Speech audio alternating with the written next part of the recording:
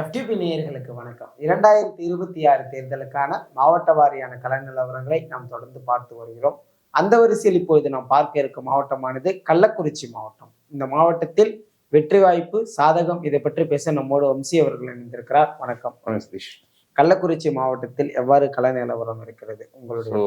இந்த கள்ளக்குறிச்சி மாவட்டம் இது கடந்த ஆட்சியில் உருவாக்கப்பட்ட மாவட்டம். இந்த மாவட்டத்தில் மொத்தமே 4 சட்டமன்ற தொகுதிகள் தான் இருக்கு. உளுந்தூர்பேட்டை, ரிஷிவந்தியம், சங்கராபுரம் மற்றும் கள்ளக்குறிச்சி தனி தொகுதி. முதல்ல உளுந்தூர்பேட்டை ஆரம்பிச்சா, உளுந்தூர்பேட்டையை பொறுத்தவரை இங்க அதிமுக சேர்ந்த குமரகுரு இங்க வந்து 2011-12 ஜெயிச்சார். கடந்த முறை வந்து திமுக அவரை வீழ்த்தி உளுந்தூர்பேட்டையில் வெற்றி பெற்றது. அவர் வந்து திமுக சேர்ந்த மாணிக்கண்ணன் வந்து அவர் வந்து ரொம்ப போல்ரைஸ்டு கான்ஸ்டிட்யூன்சி. அவர் கிட்ட 47% ஓட்டு எடுத்திருந்தாரு. அதிமுக சேர்ந்த குமரகுரு வந்து 45% கொடுத்தார். இதே குமரகுரு வந்து கள்ளக்குறிச்சி லோக்சபா கண்டஸ்ட் பண்ணி அவர் அதிமுக போட்ட வேட்பாளர் 40% ஓட்டு எடுத்த ஒரே வேட்பாளர் இவர் தான் லோக்சபா தேர்தலில். நாம் தமிழர் புஷ்பா மேரி கண்டஸ்ட் பண்ணி அவங்க 9,000 ஓட்டு எடுத்தாங்க. அப்புறம் அமமுகலேருந்து ராஜா ரமணி அவங்க 2,800 ஓட்டு எடுத்திருக்காங்க. இந்த முறையை வந்து குமரகுரு மீண்டும் கண்டஸ்ட் பண்ண, அவருக்கு ஏதாவது ஜிஆர் வசந்தவேலு அவர் கண்டஸ்ட் பண்ணிருக்காங்க. நாம் தமிழர் லோகேஸ்வரி, தாவேக்காலேருந்து சுதாகர் கண்டஸ்ட் பண்றாங்க. இதுல என்னன்னா, நீங்க 2016 தேர்தலில் பார்த்தீங்கன்னா இதே குமரகுருவும் வசந்தவேல் கண்டஸ்ட் பண்ணியிருக்காங்க. குமரகுரு வந்து அப்போ வந்து விஜயகாந்த் கண்டஸ்ட் பண்றாங்க. ஸோ விஜயகாந்த் வந்து அந்த தேர்தலில் 15% ஓட்டு எடுக்கிறாரு. வசந்தவேல் 34% ஓட்டு எடுக்கிறாங்க. குமரகுரு 36% ஓட்டு எடுக்கிறாங்க. பாமக அப்போ தனிச்சுன்னா பாமக 8% ஓட்டு எடுத்திருக்காங்க. ஸோ பாமக ஓட்டு வந்து அதிமுகவுக்கு ஓரளவு நல்ல டிரான்ஸ்ஃபர் இருக்கு. ஆனா விஜயகாந்த் ஓட்டுக்குள்ள இந்த தேமுதிக விசிக ஓட்டுல இருக்கு, அதுவும் ஓரளவுக்கு திமுக டிரான்ஸ்ஃபர் ஆயிருக்கு. அதுக்கப்புறம் இந்த தொகுதி வந்து விழுப்புரம் பார்லிமெண்ட் தொகுதிகளை வரும். இந்த உளுந்தூர்பேட்டை தொகுதி இங்க வந்து 2024 பார்லிமெண்ட்ல எடுத்துட்டீங்கன்னா விசிக பானை சின்னத்துக்கு வந்து 90,000 ஓட்டு வந்திருக்கு. அப்புறம் அதிமுக அப்போ அவங்க 92,000 ஓட்டு எடுத்திருக்காங்க. இங்க வந்து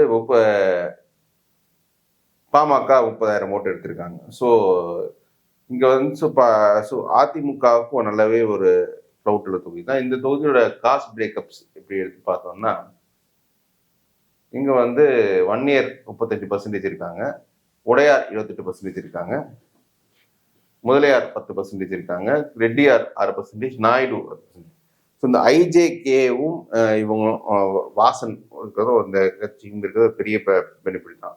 உடையார் ஓட்டு நல்லாவே இங்க ஓரளவு செட் ஆகும். ஸோ அந்த அடிப்படையில் நான் வந்து இங்க குமரகுரு ஒரு ஸ்ட்ராங்கான பொசிஷன் தான் இங்க இருக்காருன்னு நினைக்கிறேன்.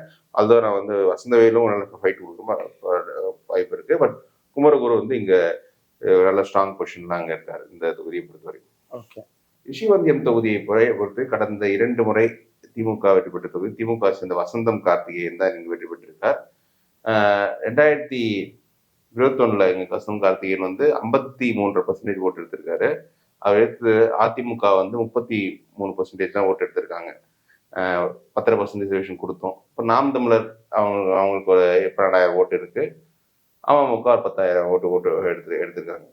இப்போ வந்து வசந்தம் கார்த்திகேயன் நிற்கிறாங்க, அவருக்கு எதிராக பாமக நிற்கிறாங்க. பாமக நிற்கிறாருன்னா ஆட்டோமேட்டிக்கா ராமதாசும் ஒரு வேட்பாளர் போட்டிருப்பாரு. அப்புறம் நாம் தமிழர் ராதிகா, தாவேக்கால இருந்து அசோக் குமார் நிற்கிறாங்க. இந்த தொகுதியோட காஸ்ட் பிரேக்கப் எப்படி இருக்குன்னு பார்த்தோம்னா, இங்க வந்து பறையர் இருக்கு இல்லையா, பாப்புலேஷன் அதிகம். அதனாலதான் நாம் தமிழர் 12,000 ஓட்டு அப்படி எடுத்திருக்காங்க. வன்னியர் 18% தான் இருக்காங்க. அதுல இருக்க உடையார் பாப்புலேஷன் கொஞ்சம், பட் உடையார் வந்து பாமக எந்த அளவுக்கு டிரான்ஸ்ஃபர் ஆகும்னு தெரியாது. கிறிஸ்டியன்ஸ் 8%, முஸ்லீம் 8% இருக்காங்க.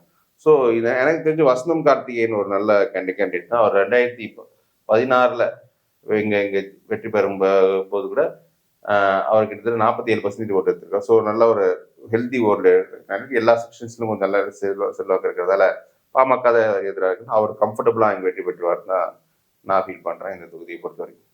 அடுத்து சங்கராபுரம் சட்டமன்ற தொகுதி. சங்கராபுரம் சட்டமன்ற தொகுதி திமுக சிட்டிங் சீட்டு. திமுக சேர்ந்த உதயசூரியன் அவர் மாவட்ட செயலாளர் தொடர்ந்து 2 முறை வெற்றி பெற்றிருக்காரு. கடந்த கடந்த முறை உதயசூரியனுக்கு எதிராக பாமக கண்டஸ்ட் பண்ணாங்க. உதயசூரியன் வந்து 56% எடுத்திருக்காங்க, பாமக வந்து 35% எடுத்திருக்காங்க. நாம் தமிழர் இங்க 10,000 ஓட்டு அப்படி எடுத்திருக்காங்க. இங்க வந்து இப்போ வந்து உதயசூரியனுக்கு எதிராக அதிமுக கேண்டிடேட் போட்டிருக்காங்க. சங்கராபுரத்துல ரமேஷ் கேண்டிடேட் நாம் தமிழர் நிற்கிறாங்க. தாவேகா ஜெகதீசன் நிற்கிறாங்க. இப்போ இந்த தொகுதியோட காஸ்ட் பிரேக்கப் எப்படி இருக்குன்னு பார்த்தோம்னா, இங்க வந்து 1 இயர் 18%. ஸோ உதயசூரியன் 1 இயர்ன்றதால அதுல அவருக்கு ஒரு செக்ஷன் போகும். அருந்ததியர் 15%, அந்த தெலுங்கு பேசும் மக்கள் வந்து இங்க இருக்காங்க. அப்புறம் பறையர் 15%, அதுவும் ஒரு ப்ரீ வேல்யூடு. முஸ்லிம் 15%. ஒரு ஹெல்த்தியான பொசிஷன்லாம் உதயசூரியன் இருக்காரு. ஸோ அவர் இங்க மீண்டும் வெற்றி பெறக்கூடிய பொசிஷன்லாம் இருக்காருன்ற நான் ஃபீல் பண்றேன். அடுத்து கள்ளக்குறிச்சி தனி தொகுதி.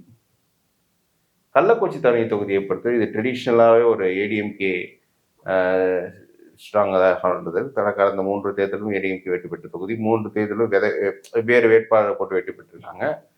இப்போ வந்து கடந்த முறை அதிமுக செந்தில்குமார் கிட்டத்தட்ட 50% விட்டுருக்காரு. அவர் எதிராக போட்டிட்ட காங்கிரஸ் வேட்பாளர் 37.7% எடுத்திருக்காங்க. நாம் தமிழர் ஒரு 7.5% எடுத்திருக்காங்க. தேமுதிக ஒரு 3% கிட்ட எடுத்திருக்காங்க.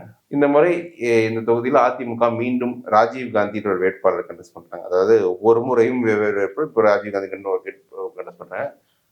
விசிகால இருந்து மாலதி, அதாவது எனக்கு தெரிஞ்சு திருமாவளவனோட அக்காவோட மகள் அப்படின்ற கேள்விப்பட்டு அவங்க கண்டஸ்ட் பண்றாங்க. நாம் தமிழர் இருந்து நாகம்மாள் ஆர், டிவிகே இருந்து அருள் விக்னேஷ் கண்டஸ்ட் பண்றாங்க.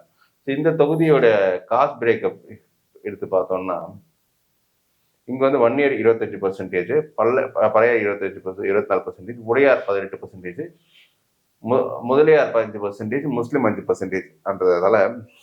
இங்க வந்து பறையர் ஓட்டு வந்து அப்படியே விசிகாவுக்கு வந்து ஃபுல்லா கன்சல்டேஷனா அந்த பானைக்கு வந்து மற்ற சமூகங்கள் எந்த அளவுக்கு ஓட்டு வரும், வன்னியர் ஓட்டு அதிமுக கன்சாலிடேட் ஆயிடுவாங்க, உடையார் ஓட்டு வந்துடும், முதலியார் ஓட்டு வந்துடும்.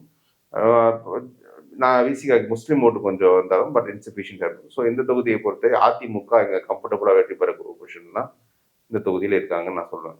நிச்சயமாக கள்ளக்குறிச்சி மாவட்டத்தில் இருக்கக்கூடிய 4 சட்டமன்ற தொகுதிகளுடைய நிலவரத்தை பார்த்தோம். இந்த 4 சட்டமன்ற தொகுதிகள் உளுந்தூர்பேட்டை, ரிஷிவந்தியம், சங்கராபுரம், கள்ளக்குறிச்சி.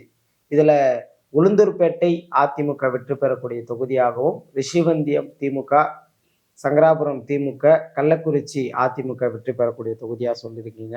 கள்ளக்குறிச்சி மாவட்டத்துடைய நிலவரம் தெளிவாக சொன்னீங்க. மேலும் ஒரு தொகுதியில்